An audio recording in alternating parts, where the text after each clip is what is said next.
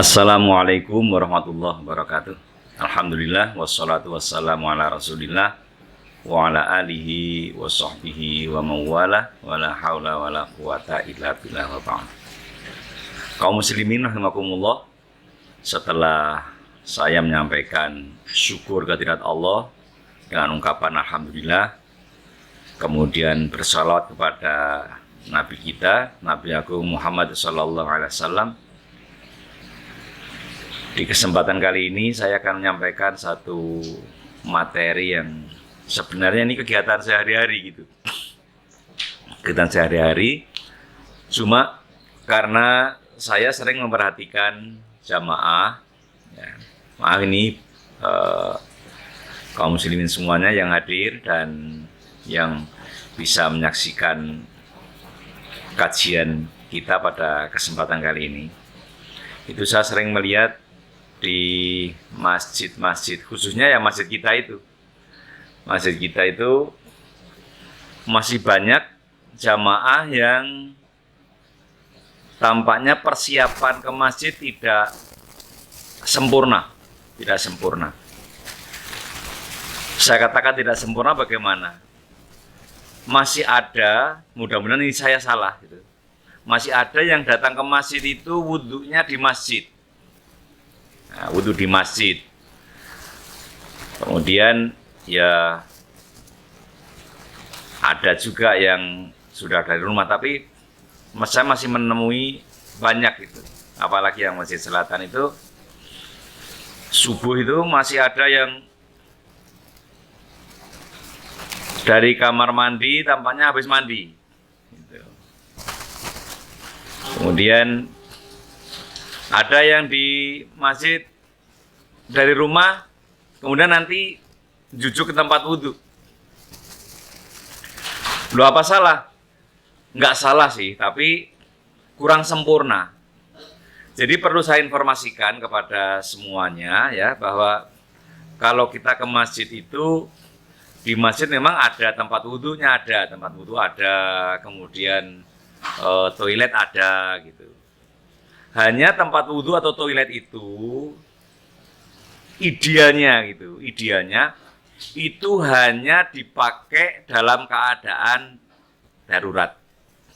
Kok darurat gimana? Ya kalau misalnya ada musafir mampir ke masjid situ, kemudian mungkin mandi, kemudian wudhu, kemudian sholat. Atau yang dari rumah itu sudah berangkat dari rumah, sudah wudhu, tetapi dalam perjalanan kentut misalnya. Ya ini persoalannya lain gitu. Tetapi yang ideal kita ke masjid itu dari rumah sudah benar-benar siap, sudah wudhu. Ibu-ibu, bapak-bapak, saudara semuanya, ingin nggak kita ini dihapus kesalahan-kesalahan kita, kemudian diangkat derajat kita? Saya yakin kita punya keinginan seperti itu. Dihapus kesalahan kita, kemudian diangkat derajat kita. Memang Allah menghapus kesalahan manusia itu caranya macam-macam. Kemudian mengangkat derajat seseorang caranya macam-macam. Tapi dalam konteks pembahasan kali ini, saya akan sampaikan satu hadis di mana Rasulullah Shallallahu Alaihi Wasallam bersabda, ini dari sahabat Abu Hurairah. Rasul bersabda, "Man tatohara fi baitihi, summa masya ila baitin min buyutillah, liyuqdhiya faridatan min faraidillah, kanat khotwatahu ihdahuma tahuttu khotiatan wal ukhra tarfa'u darajatan."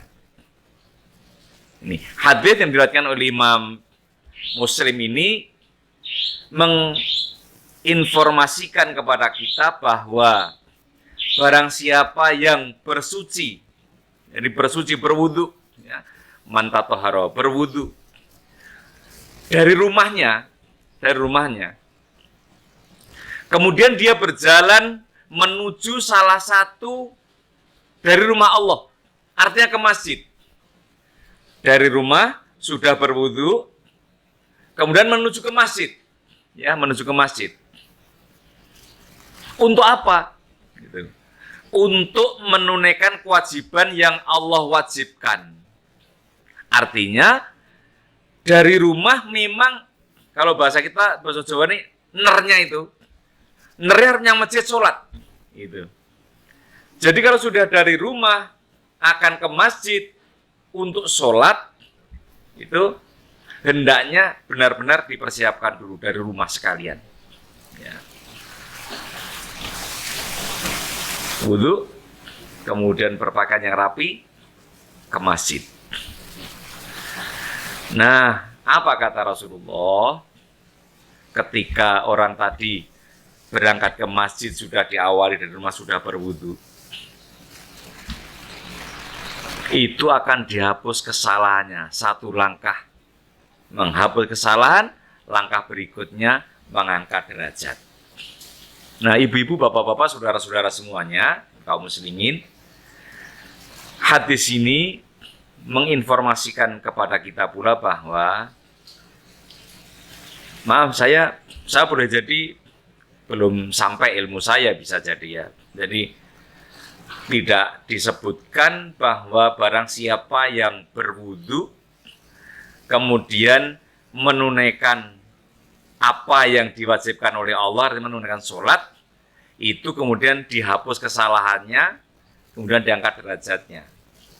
Kalau di masjid tidak disebutkan, tapi karena ini diawali dari perjalanan dari rumah tadi, dari rumah sudah berwudu kemudian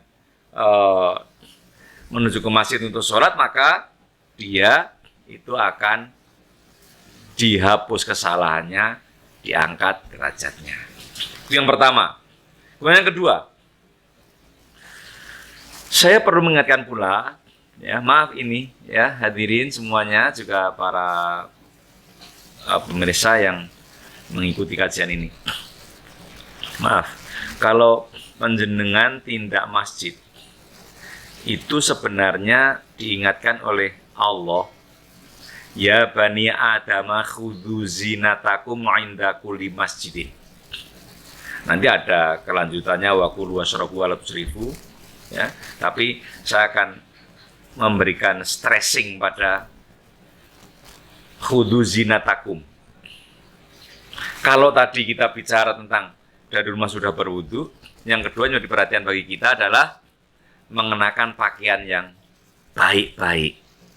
Nah, ini perlu saya sampaikan pula, ya. Jadi kalau kita ke masjid itu ya memang sudah niatnya mau menghadap Allah, di rumah Allah, maka kenakan yang terbaik yang kita punya.